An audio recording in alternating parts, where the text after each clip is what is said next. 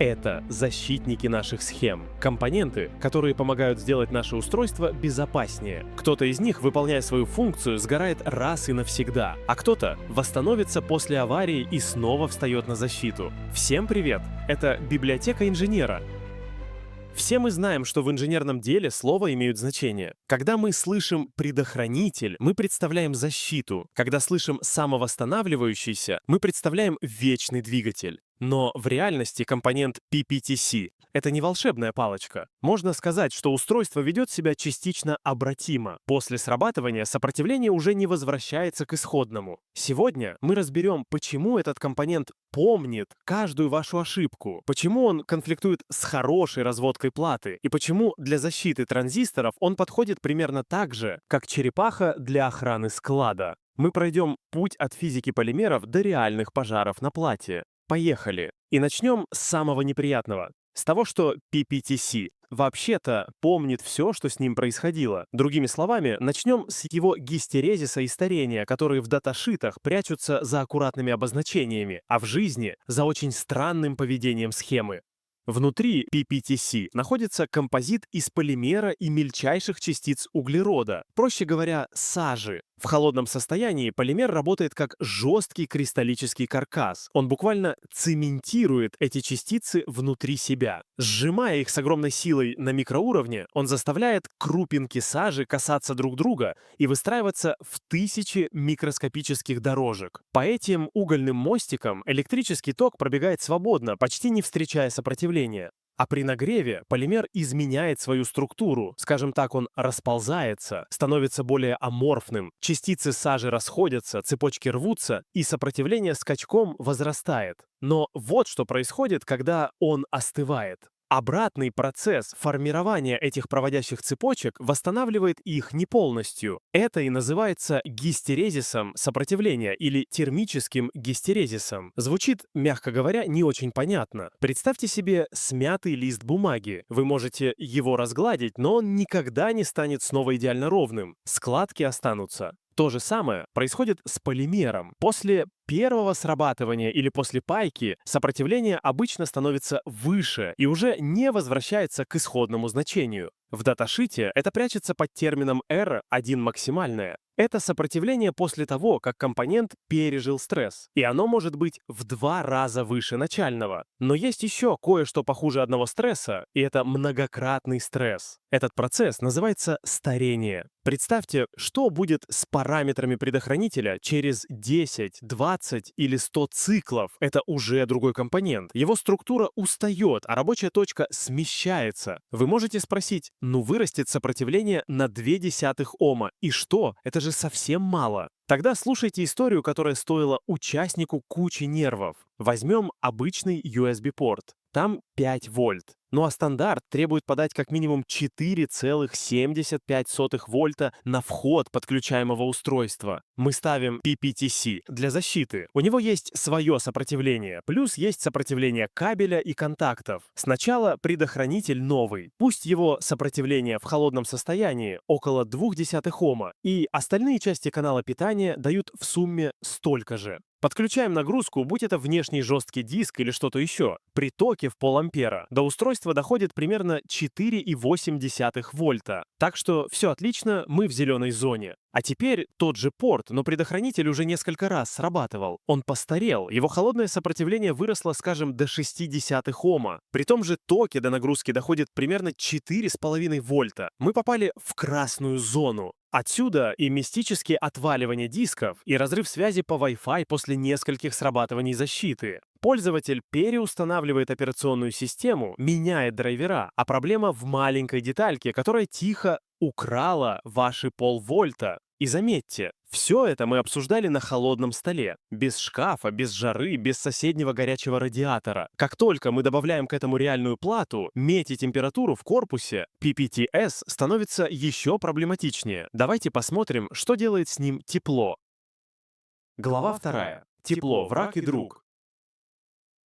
Теперь про тепло. Тут нас ждут 2 ловушки. Одна, когда слишком холодно, другая, когда слишком жарко. Итак, проблема номер 1. Парадокс радиатора.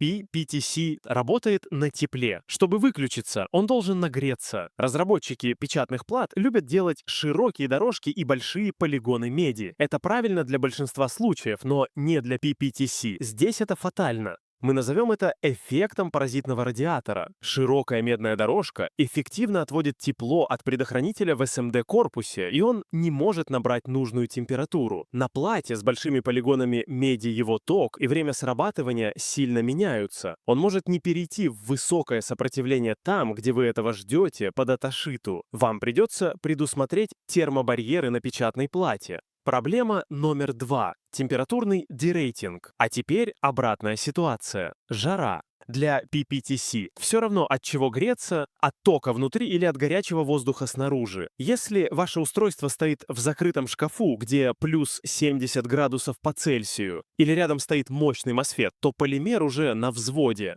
Взгляните на графики. При плюс 85 градусов по Цельсию ток удержания может упасть почти на 50%. В даташите написано 2 ампера, но это при 25 градусах. В реальном горячем корпусе он вырубится уже при 1 ампере. Результат. Зимой устройство работает, а летом начинаются фантомные срабатывания без всякого КЗ. Просто предохранителю стало жарко. Все эти графики и цифры я сейчас сильно упрощаю, чтобы не устраивать чтение даташитов вслух. Если вам хочется посмотреть на оригинальные кривые и полный инженерный разбор, к этому выпуску есть инженерный отчет на нашей странице проекта на Boosty. Там собраны даташиты, апноуты и схемы, чтобы вы не искали их по всему интернету. Ссылку я оставлю в описании. Окей, с температурой разобрались. PPTC может и не сработать, если его слишком хорошо охлаждать, и может срабатывать на ровном месте, если вокруг жарко. Но у любой защиты есть еще один параметр, и это время. Важно не только при каком токе и какой температуре он срабатывает, но и успевает ли он вообще что-то защитить. Вот давайте теперь посмотрим на эту гонку во времени.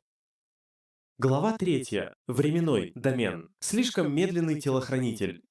Часто возникает соблазн поставить PPTC для защиты чувствительной электроники, чипов, транзисторов.